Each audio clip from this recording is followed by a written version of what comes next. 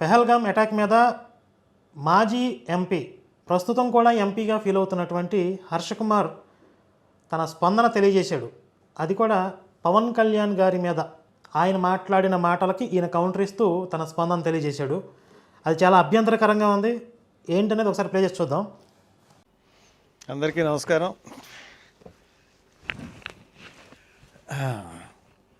ఇందాక పవన్ కళ్యాణ్ గారు మాట్లాడడం చూశాను. ఈ పవన్ కళ్యాణ్ గారు మాట్లాడినప్పుడు ఆయన మధుసూదన్ కుటుంబానికి 50 lakhs అనౌన్స్ చేశారు. చాలా సంతోషం అనిపించింది. ఆయన పార్టీ మొత్తం మీద 50 లక్షల కుటుంబానికి సాయం చేస్తామని ప్రకటించారు. చాలా సంతోషం. బట్ దాంట్లోనే కాంగ్రెస్ పార్టీని విమర్శిస్తూ ఉన్నారు.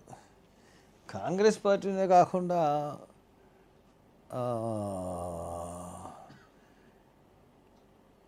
అసలు మీరందరూ కూడా దేశం నుంచి వెళ్ళిపోండి అని అంటున్నారు. పాకిస్తాన్ని ప్రేమించేవాళ్ళు ఎవరన్నా ఉంటే, పాకిస్తాన్ అనుకూలంగా మాట్లాడేవాళ్ళు ఉంటే వెళ్ళిపోమంటున్నారు. ఇప్పటికీ అదే చెప్తాం. పవన్ కళ్యాణ్ గారే కాదు, మేమందరం కూడా ఏమంటున్నామంటే, మీకు పాకిస్తాన్ మీద ప్రేమ ఉంటే వెళ్ళిపోండి ఆ దేశానికి, ఇక్కడ ఉండొద్దు. పాకిస్తాన్ భారత్కి శత్రు దేశము. అక్కడ తీవ్రవాదుల్ని పెంచి పోషిస్తూ ఇక్కడ అమాయకుల్ని చంపడానికి వాళ్ళని ఉసిగొలుపుతుంది, వాళ్ళకి ఆయుధాలు ఇచ్చి పంపిస్తుంది. అలాంటి నిరపరాధుల్ని, అమాయకుల్ని పొట్టన పెట్టుకుంటున్నటువంటి పాకిస్తాన్ మాకు శత్రు దేశం. మీకు ఒకవేళ ఆ దేశం మీద ప్రేమ ఉంటే మీరు ఇక్కడ భారత్లో ఉండడానికి అనర్హులు. ఇది క్లియర్. ఇప్పుడు దాని మీద నీకున్న అభ్యంతరం ఏంటి? నువ్వు పాకిస్తాన్ని ప్రేమిస్తావు కానీ ఇక్కడే ఉంటావు, ఇక్కడే దొబ్బి తింటావు అని చెప్పదలుచుకున్నావా? ఇప్పుడు పవన్ కళ్యాణ్ గారు అలా అనడం తప్పని చెప్తున్నావా నువ్వు? ఇప్పుడు ఏ విధంగా తప్పు అంటావు సార్ చెప్పు. మేము కూడా అదే చెప్తా ఉన్నాం. ఏం చెప్తాం? మనం పర్టికులర్గా మళ్ళీ అనిపించి కాంగ్రెస్ వాళ్ళు ఇది అంటున్నారు, కాంగ్రెస్ వాళ్ళు కొంత పాక్ని సమర్థిస్తున్నారన్నట్టుగా మాట్లాడారు. ఆయన మాట్లాడడం కాదు, నీ కళ్ళు దొబ్బాయా? చెవులు వినపడట్లేదా? నేను పాకిస్తాన్ని ప్రేమిస్తాను, మీకేంటి అభ్యంతరం అని చెప్పి మీ కాంగ్రెస్ లీడర్ ఒక ఆయన టీవీ ఛానల్లో కూర్చొని మాట్లాడలేదా? ఎక్కడ పెట్టుకున్నావు చెవులు? అప్పుడు కళ్ళు ఏమైనా కాకులు మింగాయా? చాలా పొరపాటు పవన్ కళ్యాణ్ గారు. మీకు ఎంత దేశభక్తి ఉందో మా అందరికీ అంతకన్నా ఎక్కువ దేశభక్తి ఉంది. తెలుస్తుందిలే నీ మొహం. మేము దేశాన్ని ప్రేమిస్తాం అందరం కూడా. ఎవడో ఒక అస్సాంలో ఒక ఎమ్మెల్యే మాట్లాడారు, ఇమీడియట్గా అరెస్ట్ చేశారు. అలాగా ఎవడన్నా మాట్లాడినప్పుడు డెఫినెట్గా వాళ్ళ మీద చర్య తీసుకోవాలి. దానికి మేము సపోర్ట్. దాంట్లో ఎటువంటి సందేహం కూడా లేదు. మరి ఏం బీగుదామని వచ్చావు ఇప్పుడు ఇక్కడికి? ఈ వీడియోలోకి ఏం బీగుదామని వచ్చావు? పవన్ కళ్యాణ్ గారు కాంగ్రెస్ పార్టీ మొత్తాన్ని పాకిస్తాన్ వెళ్ళిపోమన్నాడా? పాకిస్తాన్కి అనుకూలంగా ఎవరైతే మాట్లాడుతున్నారో, ఎవరైతే ఆ దేశాన్ని ప్రేమిస్తున్నారో వాళ్ళు మాత్రం వెళ్ళిపోండి అని చెప్పారు. అందులో తప్పేంటి? నీకు అభ్యంతరం ఏంటి? ఏం బిగుదామని వచ్చావు మరి వీడియోలోకి? నేను దాన్ని సమర్థిస్తానని చెప్తూ మళ్ళీ. కానీ మీరేం చేశారంటే, మీరు ఇప్పుడు దాకా కాశ్మీర్ సందర్శించలేదు. నువ్వేం బిగుతున్నా? ఇప్పుడు కనీసం పవన్ కళ్యాణ్ గారు తెలుగు రాష్ట్రాల్లో ఇద్దరు ఎవరైతే బలయ్యారో తీవ్రవాదుల దాడికి, ఆ కుటుంబాలను పరామర్శించి తన వంతు సహాయంగా తమ పార్టీ నుండి 50 లక్షల రూపాయలు వాళ్ళకి సహాయం ప్రకటించారు.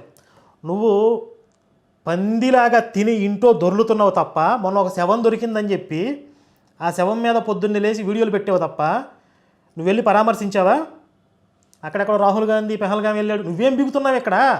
వెళ్ళి ఆ బాధితుల్ని ఓదార్చి నీ తరపు మీద కొంత ఆర్థిక సహాయం చేయొచ్చు కదా. సహాయం చేసిన పవన్ కళ్యాణ్ గారి మీద నువ్వు పహల్గాం వెళ్ళావా అంట. బోషుడికే ఈ దాడి ద్వారా హిందుత్వాన్ని పెంచాలి అన్నట్టుగా మాట్లాడుతున్నారు. ఈ పిల్లిపిత్రే గారు చూడండి ఇప్పుడు ఏమంటున్నాడు, ఈ దాడి ద్వారా హిందుత్వాన్ని పెంచాలి అంట. అంటే ఏంటి పెంచడం అంటే ఎలా? నువ్వు శవం మీద క్రైస్తవాన్ని పెంచాలని ప్రయత్నం చేసావు కదా, అలాగా అంటే నీకులాగా అందరూ శవ రాజకీయాలు చేస్తారనుకుంటున్నావా? జరిగిన విషయాన్ని చెప్తున్నారా? నీకులాగా లేనిది ఒక శవాన్ని పెట్టుకుని అడ్డం పెట్టుకుని క్రియేట్ చేస్తున్నారా? మొన్న రామనవమి శ్రీరామ శోభాయాత్ర చూస్తే నీకెందుకు భయం వేసింది? ఇంట్లో కూర్చుని రాముడి పేరు వింటే, రామ సైన్యాన్ని చూస్తే రాక్షసులకు కదా భయం వేసేది. నీకెందుకు భయం వేసింది? నీకెందుకు ఉచ్చబోసుకున్నావు? నువ్వు గుడ్డలో ఎందుకు ఉచ్చబోసుకున్నావురా? లత్కోర్నాయాల. మీరు ఒకళ్ళు, అనురాగ్ ఠాకూర్ ఒకడు. మీ ఇద్దరు స్టేట్మెంట్లు చూశాను. ఏం బిగుతావు చూసి?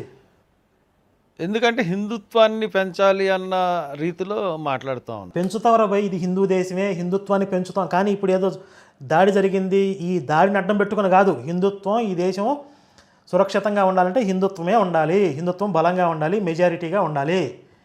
నీకు వచ్చిన నొప్పి అంటే కింద పైల్స్ ఏమైనా ఉన్నాయా ఏంటి?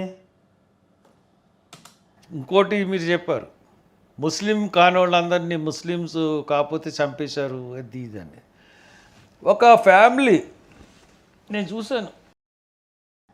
అంటే ఇప్పుడు తీవ్రవాదులు వచ్చి ముస్లిమ్స్ కాని వాళ్ళని చంపింది నిజం కాదా? దానికి ఇప్పుడు ఆ ప్రవీణ్ పగడాల మీద నా దగ్గర ఆధారాలు ఉన్నాయి, అవి ఉన్నాయి, ఇవి ఉన్నాయి అని చెప్పి అన్ని కట్టుకథలు కల్పితాలు చెప్పాడు కదా. ఇప్పుడు కళ్ళ ముందు మనకి ఎన్నో సాక్ష్యాలు ఉన్నాయి కదా. ఆ బాధితులు చెప్పారు, మీడియాలో ఆ కవరేజ్లో ఎన్నో చూసాం.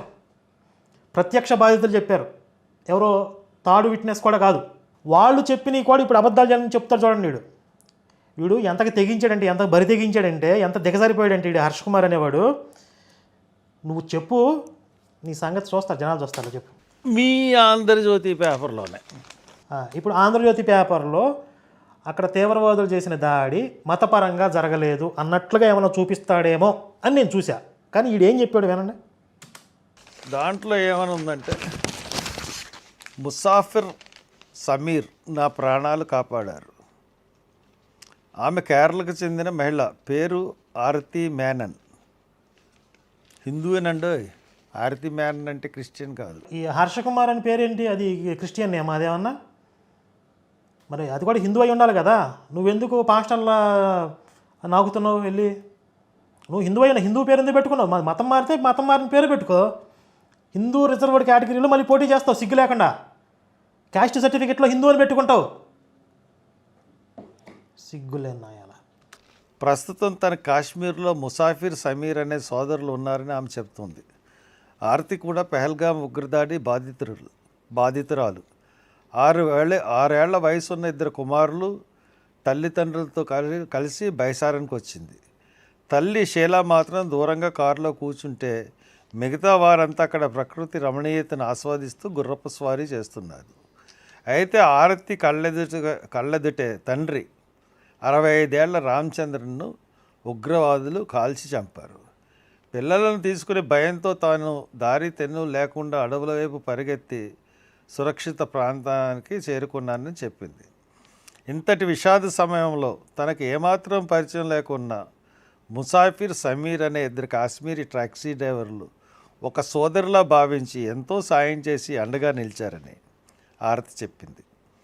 తన వెంట ఇద్దరూ కలిసి మార్చిడి దాకా వచ్చారని, లాంఛనాలన్నీ పూర్తయ్యేదాకా దగ్గరుండి అన్నీ చూసుకున్నారని, ఎయిర్పోర్ట్ దాకా కూడా వచ్చారని ఆమె వివరించింది.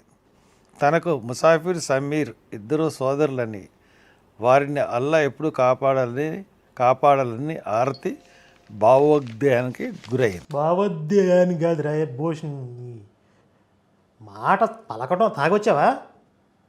తెలుగు భాష రాదా? భావోద్వేగానికి అని మళ్ళీ చెప్తా, మళ్ళీ ప్లే చేయి. తనకు ముసాఫిర్ సమీర్ 2 సోదరులని, వారిని అల్లా ఎప్పుడు కాపాడాలని ఆరతి భావోద్వేగానికి గురైంది. భావోద్వేగానికంట. నీ తెలుగు తగలడా? భావోద్వేగానికి పలికేదాకా చెమడాలు వలాలండి కూర్చోబెట్టి. ఇప్పుడు ఏంటి? ఇప్పుడు దాని మీనింగ్ ఏంటి చెప్తాడేనండి అయ్యా. మీరు ఇంకా మతాల మధ్య గొడవలు పెట్టాలని చూస్తే ఏంటి ఇప్పుడు అయిపోయిందా? ఏంటి దాని మీనింగ్ ఏంటి? ఇప్పుడు కేరళలో తండ్రిని కోల్పోయినటువంటి ఒక బాధితురాలు 2 పిల్లలను పట్టుకొని దిక్కుముక్కు లేకుండా పరిగెత్తుంటే అక్కడ పరిచయం లేకపోయినా 2 స్థానికులు ముస్లిం వర్గానికి చెందినటువంటి వాళ్ళు 2 వ్యక్తులు ఆమెకు సహాయం చేశారు. ఇది ఆవిడ చెప్పింది. ఇది చెప్పినందువల్ల ఆ జరిగిన దాడి మతపరంగా జరగలేదు అన్నట్లు అర్థం వస్తుందా? దానికి దీనికి ఏంటి సంబంధం? ఉగ్రవాదులు, ఇస్లామిక్ ఉగ్రవాదులు హిందువుల్ని ముస్లిమ్స్ని వేరు చేసి హిందువులైన వాళ్ళని చంపారు, మతం అడిగి చంపారు. ఇంకా కన్ఫర్మ్ అవ్వకపోతే ప్యాంట్ ఒప్పదీసి కన్ఫర్మ్ చేసుకుని చంపారు. ఇవన్నీ ఓ పక్క నిజాలు ఉన్నాయి కదా. అలాగే మానవత్వంతో కొంతమంది ముస్లిం సమాజంలో ఉన్నవాళ్ళు, అక్కడ స్థానికులు వీళ్ళకి బాధితులకి సహాయం చేసి ఉండవచ్చు. అంత మాత్రాన ఇది మతపరమైన దాడి కాకుండా ఎలా పోతురా బోషిడే నీ అయ్యా. పోకిరిలో డైలాగ్ ఉంటుంది నీలాంటి వాళ్ళకే, మీ అయ్య నిరోధం ఉండాల్సిందని చెప్పి. ఇప్పుడు నువ్వు ఎలా ఉందంటే నువ్వు చెప్పేది, హర్షకుమార్ అనేవాడు ఎంపీగా పనిచేశాడు ఒకప్పుడు, కాబట్టి వాడు వాళ్ళ అయ్యకు పుట్టలేదు అంటే దానికి దీనికి అర్థం ఉందా? హర్షకుమార్ అనేవాడు ఒకప్పుడు ఎంపీగా పనిచేశాడు అన్నది నిజం, కానీ నువ్వు మీ అయ్యకు పుట్టింది కూడా నిజం. రెండు వేరు నిజాలు. నువ్వు ఎంపీగా పనిచేసావు కాబట్టి నువ్వు మీ అయ్యకు పుట్టలేదు అంటే దానికి దీనికి సంబంధం ఏంటంటావు కదా, అవునా? అలాగే ఈ అమ్మాయికి ఇద్దరు ముస్లిమ్స్ సహాయం చేశారు అనుకుందాం, అది నిజం. అక్కడ తీవ్రవాదులు మతం పేరుతో దాడి చేశారు, అది నిజం. వీళ్ళు సహాయం చేశారు కాబట్టి ఉగ్రవాదులు మంచోళ్ళు అయిపోతారా?